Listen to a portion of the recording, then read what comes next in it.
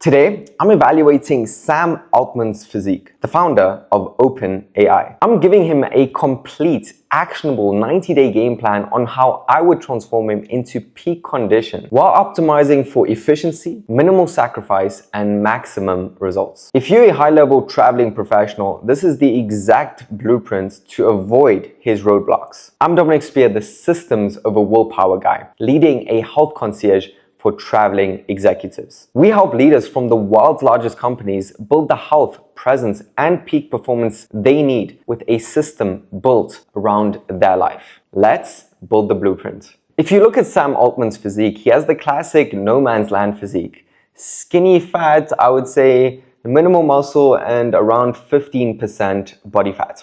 Now let's assume his goal was to look like a movie star, someone like Daniel Craig, or Brad Pitt, or even me. Point is, an extremely aesthetic, lean physique that is optimized for looks and peak performance. What is in the way of that? Well, naturally, because Sam Altman is the founder of OpenAI, his days are a relentless cycle of 16-hour days, demanding cognitive deep work, high-stakes business meetings, investor calls, travel, and business dinners. Here are the 5 main problems standing in the way of that movie star body as a result of his lifestyle. First, inconsistent caloric intake and meals. I personally know what that's like. I'm sure you know what that's like. You get caught up in work and you almost forget to eat. Then 10, 11 p.m. comes around, you haven't eaten, you're extremely hungry, you don't know what to eat, you opt for the wrong choices, end up eating too much and probably the wrong things. This not only prevents you from hitting your physique goal, but is also not optimal for peak performance and overall health. Next, an inefficient training routine. I'm not sure if he does any weightlifting, it doesn't look like it, but if he does, he's probably following some generic plan that is not sustainable. Given his lifestyle, if it's anything more than 3 hours a week, it won't work for him. What he needs is a plan built around his lifestyle that is flexible, but also is science-backed and effective. Exactly what that looks like, I'll be getting into shortly. The third problem is travel and time zone inconsistency. This naturally disrupts his circadian rhythm. With a disruption in his circadian rhythm, naturally that also destroys his sleep quality, and sleep is crucial for optimal hormone functioning. Amongst other hormones, growth hormone, which leads to more muscle growth, but also the hunger suppressing hormones and appetite regulating hormones. Along with that, the travel disrupts his regular routine, with inconsistent gym equipment making regular routines almost impossible, and obviously a disruption to his meal plan with business dinners and eating out. And the fourth problem is chronically suppressed recovery. He is leading one of the biggest companies in the world right now. Stress must be incredible. Now, I'm not sure if he deals with stress issues, but if he does, high stress elevates cortisol. High cortisol inhibits fat loss and muscle protein synthesis. Because of that, his sleep likely suffers as well. And that combination sabotages his aesthetic goal, his cognitive performance, and actually accelerates aging. So, what is the solution? In order for this to work for the CEO's lifestyle, the solution must meet these 3 non-negotiable criteria. Something I like to call the lazy shredded efficiency score. First, minimal time investment. Second, science-backed protocols. And third, chaos-proof systemization. Main thing is health. As much as it is crucial, it cannot be an added chore. It must be an automated input that maximizes his cognitive function while getting to his aesthetic physique goal. Now, instead of solving for all problems at once, we need to identify the main constraint. The one thing that, if was solved, would make everything else easier. This is constraint thinking, a thinking principle and mindset the most successful people have. And if you're successful, you are likely familiar with that. For Sam specifically, I would say it's chronically suppressed recovery. In other words, hormonal chaos. Optimizing his sleep and stress response will not only unlock his physical goal, but as mentioned, improve his cognitive performance and slow aging. Here's a high-level overview of what I would implement with him. First and foremost, strictly managing and tracking his performance data, which is sleep and heart rate variability. If you didn't know this, heart rate variability, or HRV, is the #1 indicator of your physical and cognitive readiness to make clear decisions. Next, I would implement some sort of box breathing or meditation exercise. These are scientifically proven to lower stress. Something I didn't know is that stretching relieves tension and so overall stress. I would include that into his routine. Then walking, especially in green environments. Green environments reflect infrared light from the sun, which scientifically acts as a powerful stress intervention. Then, of course, optimizing sleep.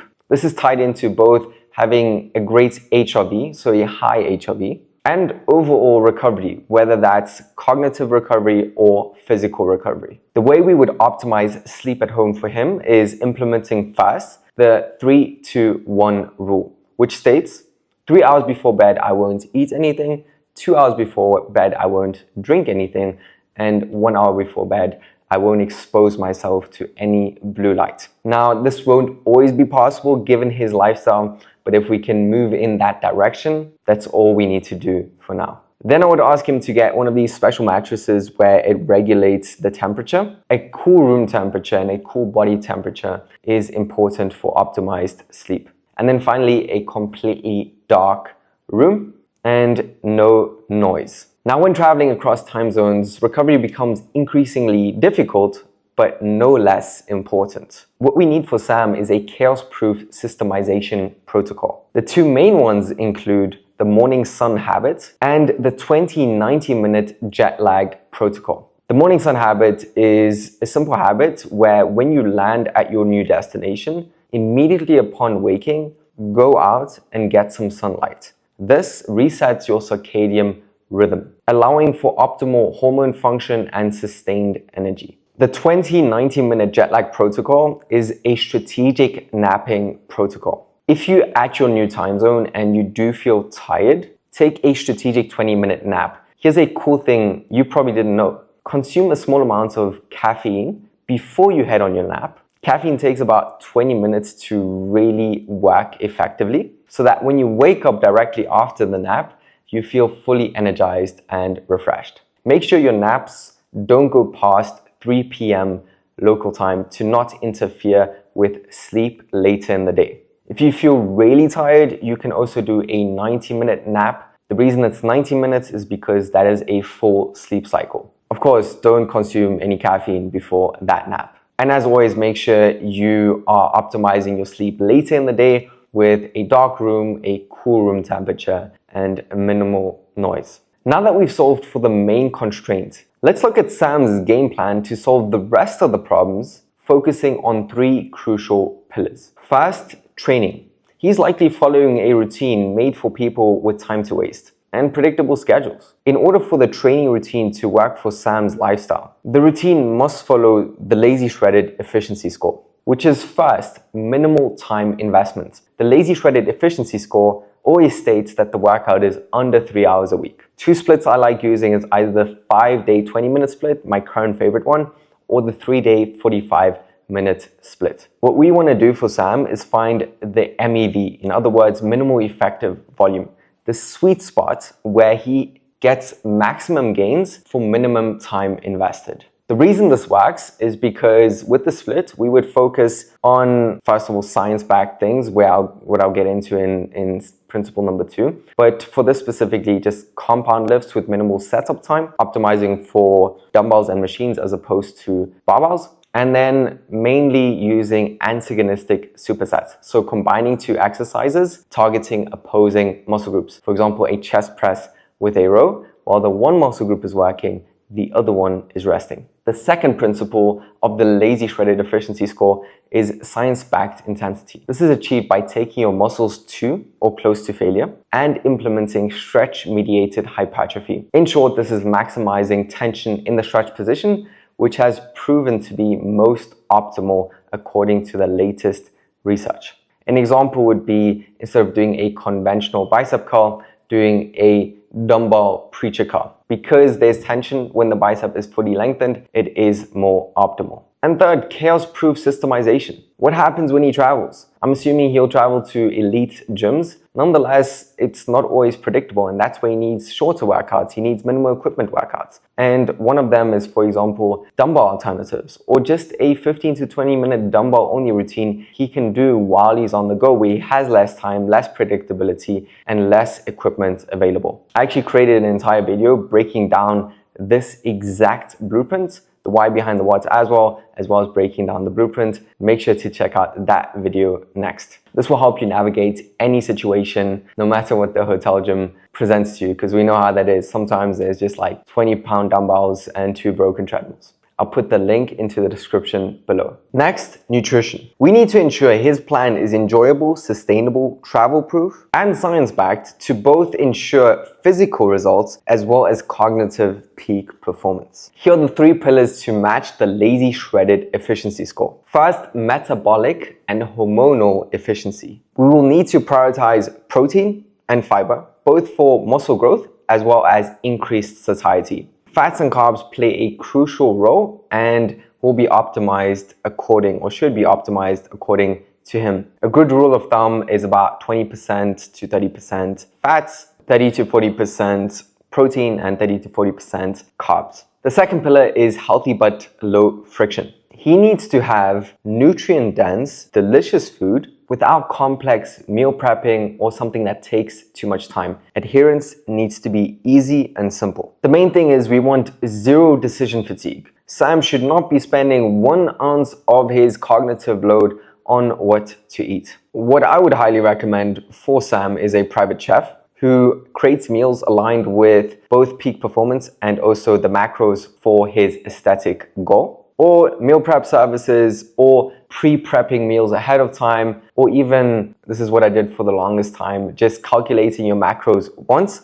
and then eating the same things on a loop. Whatever he decides to do, it needs to be low friction, delicious, but require 0 cognitive load. As business dinners and travel are part of his lifestyle, he needs chaos-proof systemization. In other words, mental models that help him get through these unpredictable situations. Here are 2 simple rules that will help him with that. First, the protein first rule. Whenever eating out, whenever traveling, whenever you're not in your environment, always look for protein first. This is not only crucial for muscle growth, but it also helps with satiety and proper hormone function. Then adjust the rest of the macros, the fats and the carbs accordingly. And a second method is the calorie bank method. This is crucial for eating out and business dinners. All this is you strategically eat less that day or a few days in advance, so you have more calories to spare for the event. This allows you to have a good time without the guilt. But I will say it is more nuanced, because what if alcohol is involved? Or what if they don't have regular meals? What if you don't know exactly what is inside of them? I actually made an entire video breaking down how I and my clients navigate business dinner situations to see results, not have the guilt, but also be present and be focused when you are at the business dinner, so you can also perform and close the deal. Feel free to check out that video next. I'll put the link into the description below as well. And pillar 3 is a strategic phase approach and adaptation. In other words, the long game. Because it's one thing having a strategy, but it's another thing being able to adapt according to progress or any obstacles that you might encounter. Now, if Sam was my client, I would take him through 3 phases. Something we call the priming phase, the ascension phase, and the aesthetic phase. In the priming phase, we would optimize for just the foundations. For example, solving for those first levers or the main constraint we did earlier, making sure his metabolism is optimized and he's overall set up with an amazing game plan. From there, we head into this ascension phase where majority of the progress is made. For him specifically, I would go on a lean gain phase, as he's relatively lean and just really needs to put on a good amount of muscle. But we wouldn't bulk him, because we want him to be in a body recomposition phase where he gains muscle but also loses fat at the same time. This is very possible if you are new to the gym, which Sam likely is. And then finally, the aesthetic phase, where once he's gained a ton of muscle, we then want to take him on a shredding phase where we touch up on some weak points and overall get him lean and shredded. And what I actually want to share with you is exactly what we do for our clients and what we do for Sam. So priming phase, ascension phase, aesthetic phase. And the key is to really have decision trees when these obstacles come up, that you know exactly what to do. For example, weight freeze, what do you do? Let's go on a structured refeed. Weight stagnation or weight plateau, let's go back to metabolic optimization phase, where we make sure your basal metabolic rate is functioning at its highest capability, meaning you can burn more fat at rest. And this is done through a combination of 3 pillars: strategic macronutrient manipulations with the right amount of carbs, fats, and proteins, a good calorie to step ratio, a good amount of steps, and then the sweet spot in terms of volume when it comes to training. Now, if Sam was actually my client, then we would take all that thinking away from him. We would introduce him to our concierge support, the experts that would be guiding him along the way, taking away all the thinking, the cognitive load, whether that's a head nutritionist, a health and fitness specialist for the training, and a client concierge assistant on the back end, or even physical therapy. But that's what we'd do for him if he joined in. Results like these would be very, very possible as we work with clients from the world's biggest companies. CBRE, multi-billion-dollar company. This was actually Jai, a managing director from CBRE, and this was his 4-month transformation. Truly incredible. And the best part is just everything done for you. You don't have to think about anything. You just have to follow the map to the top of the mountain. And when I say done for you fitness, what I really mean is what we do for our clients is, for example, making sure that the workout plan is aligned with the hotel they headed to. Because as we know, minimal equipment, but they just open the app and can do the workout. Or they headed to a business dinner and we know the restaurant ahead of time, they already have meal suggestions that are aligned with their preferences and their goals from the head nutritionist. And that is exactly what I mean by done for you fitness. If you respect this systematic approach and you understand that the implementation is everything, click the link below in the description to see if you qualify to work with us. Now, that is Sam's game plan. Here are the key principles I want you to remember and apply for yourself. First, the audit. Have a look at your current physique. What are your metrics? Then what is the vision? Where do you want to go to? If you don't know where you want to go to, how are you going to get there? Then identify what's in the way of that. What are the main problems? From there, identify the 1 or 2 main constraints that if was solved would make everything else easier. And then put that data into plan. Reverse engineer success. A great way to go about this is ask yourself what would guarantee failure, and then do the opposite. It's something called inverted thinking. Then step 2, actually solve for those first levers. Because again, more often than not, it's just 1 or 2 things that if you shifted those would make everything else so freaking simple. And then third, once you have the game plan, actually execute on the game plan. The main thing is it needs to be sustainable. You need to be able to consistently do it. Before a client joins us, the most common problem I hear is, Dom, I've been working out for decades, but I still look average. And then I ask them, do you know why? They're like, I don't know. Because you haven't been consistent long enough. You've been consistent for a decade, but not for an extended period of time, because you stay consistent for a little bit, you follow the unsustainable routine, then travel happens, unpredictability happens, you fall off. And that loop continues, which is why you never see real results. Again, sustainability and consistency is key. So you need a system built for your specific lifestyle. And step 4, the strategic phase approach and adaptation. It's one thing having a plan, but then you need to be able to have different phases to actually reach your goal, but then also be able to adapt and have decision trees and mental models to go about these situations and obstacles. So that is the exact game plan I would give Sam if he was my client. And given this is exactly what we specialize in, I know for certain that he would be successful. It's not about willpower, it's about having a chaos-proof system. You have that mindset for your career. Now it's time to apply that thinking to your health, because your health is your number 1 strategic asset that acts as a multiplier to increase confidence, energy, peak performance, and fulfillment. Make sure to watch the 15-minute dumbbell-only workout video next for a step-by-step action plan you can apply immediately when you travel to see results. Remember, money means nothing if you're not healthy enough to enjoy it. I hope this was valuable, and I will see you in the next one.